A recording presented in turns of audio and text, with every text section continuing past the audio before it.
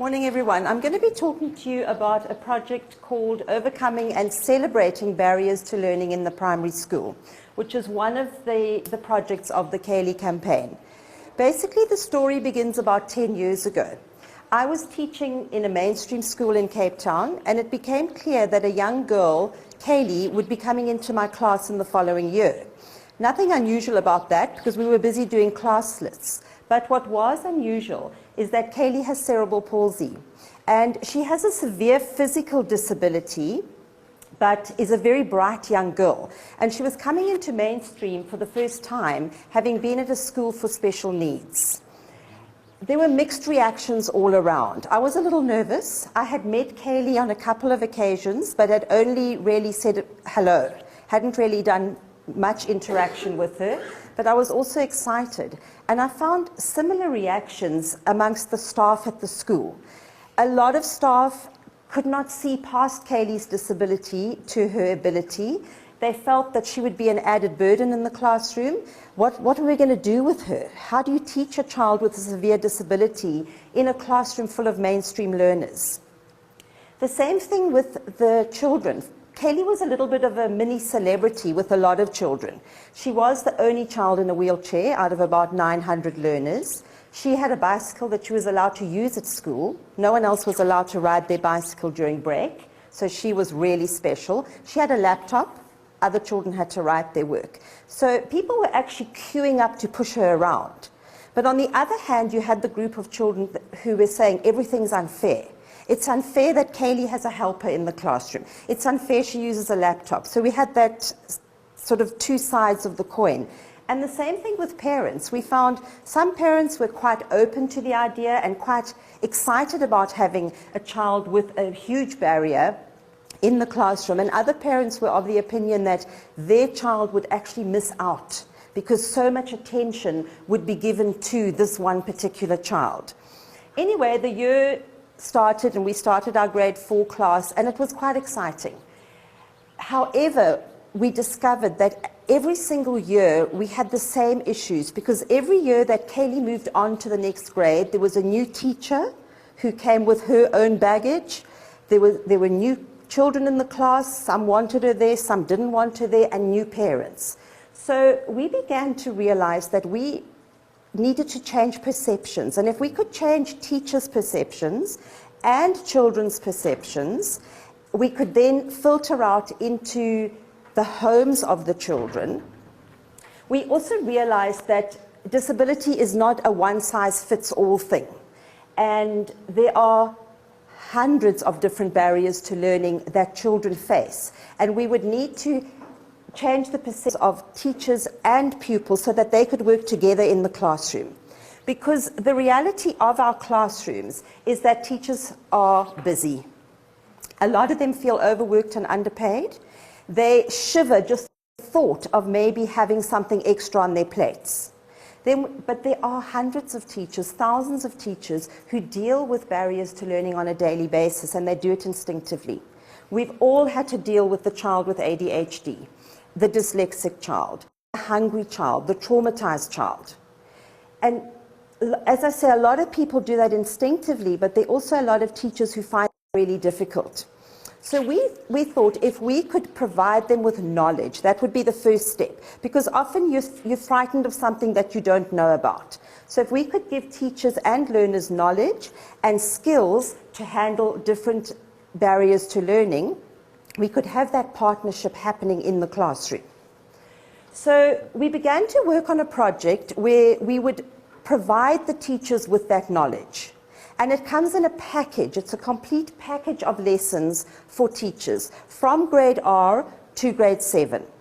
We deal with about 30 different barriers to learning, which means that a child who starts the program in grade 1 and does the whole program to grade 7 will not encounter the same barrier over that period. So there's not going to be boredom. Oh, I've heard about that before. They're graded, obviously, because for example, in grade 1, we start very simply with, we're all the same on the inside.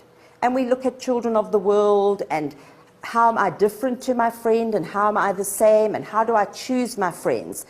And then we do things like cerebral palsy, Down syndrome, ADHD, dyslexia. We cover all those things. And in grade 7, we cover topics like fetal alcohol syndrome. Because obviously you're not going to deal with fetal alcohol syndrome in grade 1.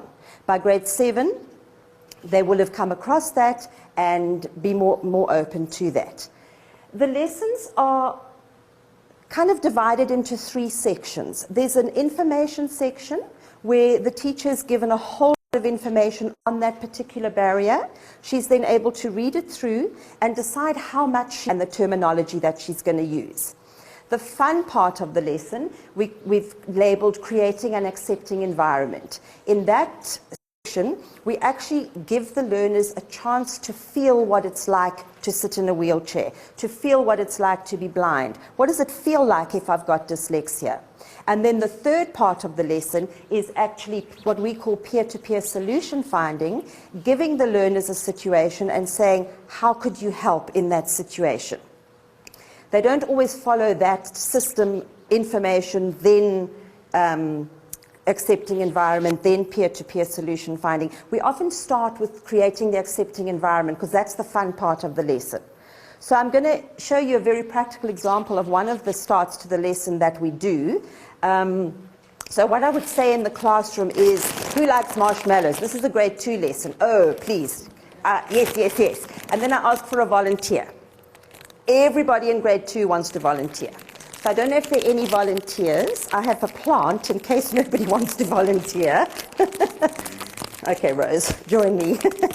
So what we would say is, help yourself to some marshmallows. Fill your mouth. They get very excited. They realize afterwards it's not so nice.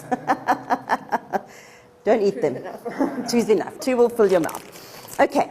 And then what we do is I start asking this little girl questions. Okay, what's your name? Okay, and where do you live? And who's your best friend? Okay, now the children, they get a bit frustrated because they can't hear, they can't work it out. Thanks, Rose. Okay, and then we start a conversation. So I would first start with the child who had the mouthful of marshmallows. How did you feel? It was horrible. I couldn't tell my friends what I wanted to tell them. Is there something wrong with your brain? No. Oh, it's just that your mouth doesn't work. Yes. Then I would speak to the children who were listening. How did you feel? Could you hear what she was saying? No. Do you think she's stupid? Some of the boys might say yes, but most of the girls, no. And then we start that conversation. So how could we help Rosemary? If Rosemary were in our class, how could we help her? And the children are very creative. She could draw pictures. We could all learn sign language. So we're getting them to come up with solutions. Another really nice lesson that the kids really enjoy, we take a wheelchair to school. This is a grade 3 lesson. And we start the lesson by saying, who wants to be in the wheelchair? Everyone thinks it's a toy and wants to be in the wheelchair. So we start the lesson and we're talking about why do people need wheelchairs, all the information. And then I might say to the child, please go and open that door. So they're in the wheelchair, they can't open the door. Oh dear. Can you fetch something from the back of the classroom? Oh, I can't get there. So they're beginning to see it's not all fun. Then I send them around the school in groups. Go and see where you can get and where you can't get, and we teach them the word accessibility. And very often the children and the teachers are really surprised at how inaccessible their school is. I then leave that wheelchair at the school for about 2 weeks so that everybody has a chance to be in the wheelchair, and the teachers are in control. It's not just for fun. If it's your turn in the wheelchair, you don't get out. If you want to go to the toilet, you get someone to go with you to help you. So that is the real experience. It's not just fun. They love having races and that kind of thing as well, and that's fine. And we've had some awesome spin-offs from this lesson. With leaving that wheelchair at the school, we've had, for example, a teacher sprained her ankle, and she used it, and the children were amazed. Oh my goodness, she can still teach. She might have a sore foot. We had a granny who needed it, and we even had a child with a sports injury who actually needed the wheelchair. And it's just opening their eyes to the fact that if someone's in a wheelchair, it doesn't mean to say they can't come to school. Now, we have a set way of introducing this into schools, and it's a 3-step thing. We first meet with the principals. or HODs, because we found if we don't get buy-in from the leadership, there's no ways this project is going to work in the schools. So once they've bought into the idea, we then move on to a teacher workshop. This is normally very interesting because we have some teachers who are excited about us coming and other teachers who think it's going to be a waste of time. We've had teachers who say, but I can't give time to this, even though it's 1 hour a term. And it fits into the life skills program. We've had teachers say, but what about my maths and literacy? And what about CAPS? And how am I going to do this?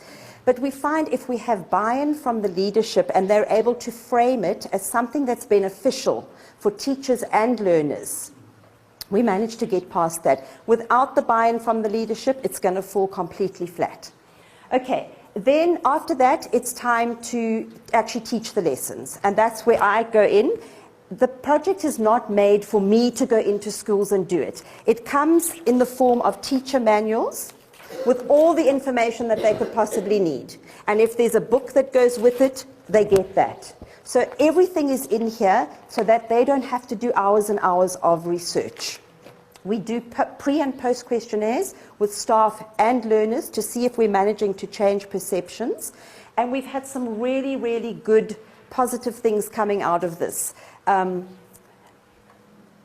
don't need that yet. For example, I did a lesson on epilepsy. It's a grade 5 lesson, and one little boy, that very next weekend, his baby brother had a seizure. And because he had gone home and told his parents about it, they actually called him to help. And he was so proud. And he said, I didn't know before, but now I know. We believe that every child has the right to the best education they possibly can. And if we provide people with knowledge and skills, they're able to think out of the box. Who would have thought that Chaeli, with a severe physical disability, could ever do sandboarding? All it took was somebody thinking a little differently and making a plan. And we believe that if we give the teachers that knowledge and those skills, they will be able to come up with the plans in their classrooms. Thank you.